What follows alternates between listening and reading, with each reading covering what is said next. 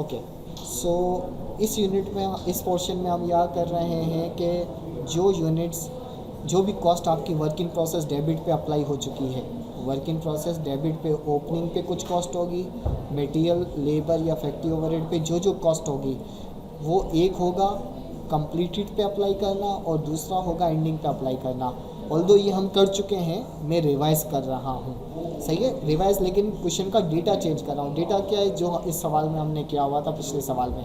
ये कौन सा सवाल है, ये वही सवाल है जो हमने लास्ट सेशन में कवर किया था, जिसके अंदर आपके पास इन्फॉर्मेशन क्या थी कि units opening, okay sorry, units completed कितने थे। इस सवाल को वापस, यस आपके सामने, यस, यूनिट्स कंप्लीटेड कितने थे, 5400 मटेरियल के लिहाज से भी थे, कन्वर्जन के लिहाज से भी थे। लेकिन मटेरियल के लिहाज से कितने परसेंट काम किया था, 60%।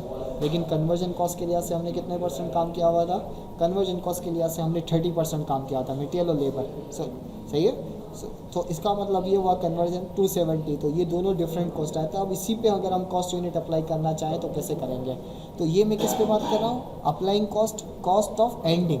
अगेन मैं शेड कर दे रहा हूँ, क्या दे रहा हूँ, cost of ending work in process. Colour change कर दें ज़्यादा अच्छे तरीके से।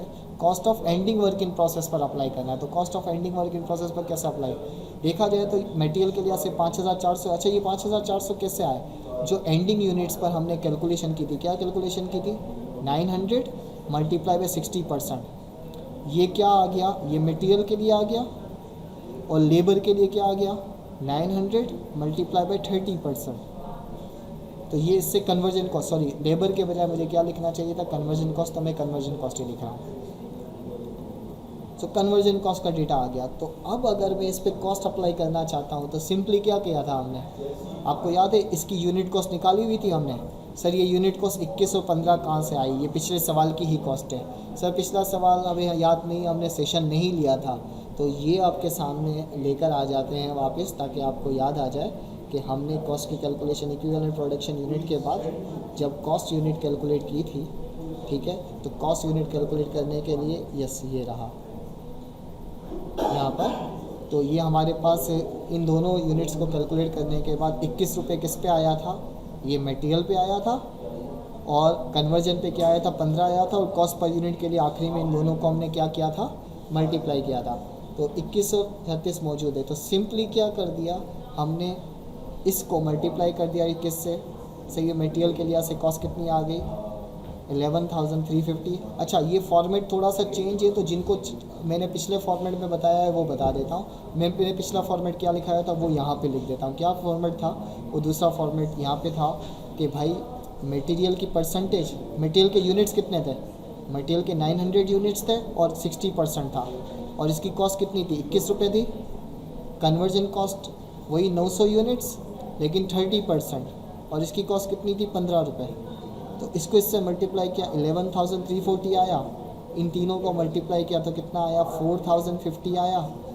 इन दोनों को ऐड करते हैं तो 15,390 आ रहा है। यही ये क्या है, वर्क इन प्रोसेस एंडिंग। ये मैं प्रेजेंटेशन रिपीट करके बता रहा हूँ क्योंकि ये सॉल्व मौजूद है, ठीक है। हमने इस प्रेजेंटेशन पे देखा था, आपको ये आसान लगती है ये रखें, आपको ये आसान लगती है ये रखें, दोनों एक्सेप्टेबल है, ठीक है। तो वर्क इन प्रोसेस एंडिंग के लिए क्या करना होगा, जो जितने एंडिंग यूनिट्स हैं इनकम्प्लीट, वो उसकी परसेंटेज कंप्लीशन को उसकी कॉस्ट कंपोनेंट से मल्टीप्लाई कर देंगे, तो आपके पास टोटल कॉस्ट की तरफ आप जा रहे होंगे। यही चीज़ यहाँ पे की हुई है, ठीक है। तो ये टेक्निकली क्या हमने निकाला, ये हमने निकाला है कॉस्ट ऑफ एंडिंग यूनिट्स, ठीक है। अच्छा, कॉस्ट ऑफ एंडिंग यूनिट्स के साथ साथ मैं यही कह रहा हूँ कि अब हम कैलकुलेट कर रहे हैं cost of unit transferred out, जो कंप्लीट किया है, रेडी किया है। अब हमने कंप्लीट कितने किए थे, 5400 कंप्लीट किए थे। सर ये 5400 रेडी किए थे दोनों के लिहाज से, लेकिन मटेरियल की परसेंटेज को छोड़ दी। तो इस पर कौन सी कॉस्ट अप्लाई होगी, सिंपली एक यूनिट कितने रुपए का है, 21 रुपये का है, और मटेरियल लेबर पे भी कितना है, 15 रुपये का है, ठीक है। तो इन दी एंड अगर मैं इसको मल्टीप्लाई करता हूँ तो आपके सामने फिगर कितनी आ गई, इसको इससे मल्टीप्लाई किया, ये आया, इसको इससे मल्टीप्लाई किया है।